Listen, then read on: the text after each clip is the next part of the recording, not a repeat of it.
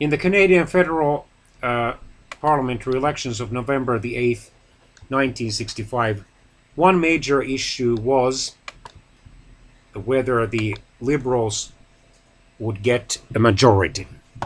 They had come close to it, falling just 5 seats short of it in the 1963 elections, and they unfortunately fell short of it again, but by just 2 seats. And given the fact that the New Democrats had enough members in the Canadian House of Commons to make sure that the Liberals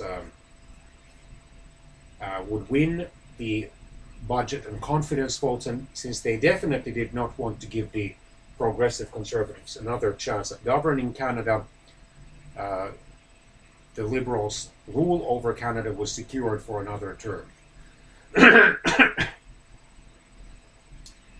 The Liberals had introduced that health insurance, national or federal health insurance law. They also had decided to replace the old red design, the Canadian flag, with the maple leaf flag. And they had made other reforms as well.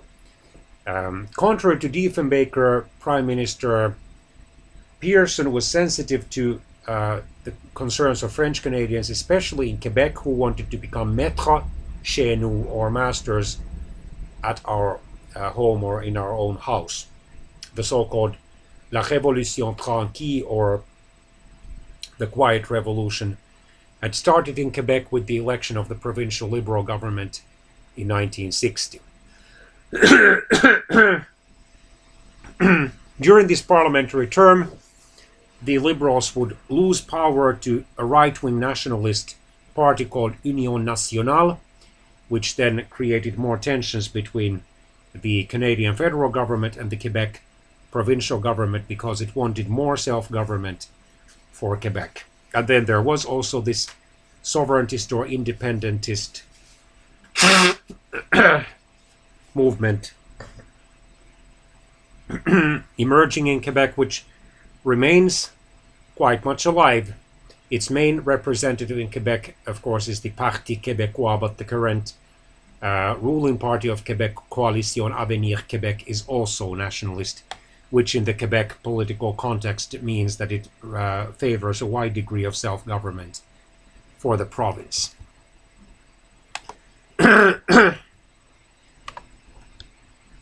A minor issue in this election may have been the age of Prime Minister Pearson, because he was 68 years old.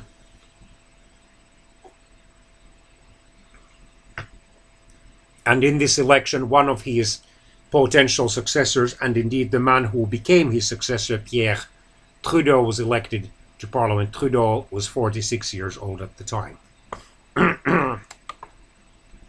On the other hand, Diefenbaker was 70 years old himself. So with about 3,100,000 votes, or 40.2% of the total, the Liberals got 131 seats out of 265. The Progressive Conservatives received 32.4% of the vote, or about 2,500,000 votes and 97 seats. And Diefenbaker would be replaced by Robert Stanfield of Nova Scotia in 1967, because the opinion polls indicated that the Progressive Conservatives would be headed for a massive loss of votes in the next parliamentary elections at the federal level if Diefenbaker remained the leader, and because a growing number of fellow Progressive Conservatives were tired of the political style and personality of Diefenbaker. The New Democrats made some significant gains, rising to 17.9% of the popular vote, or 1,382,000 votes and 21 seats. The Ralliement Créditiste, the Quebec branch of the Social Credit Party, received 9 seats under its leader Réal Cahouette. with 4.7% of the total vote, or 359,000 seats.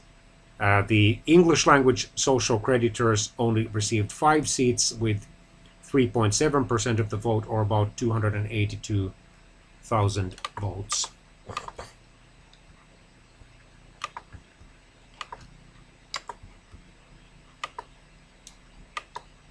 Still in these elections, one independent was elected, one independent progressive conservative as well.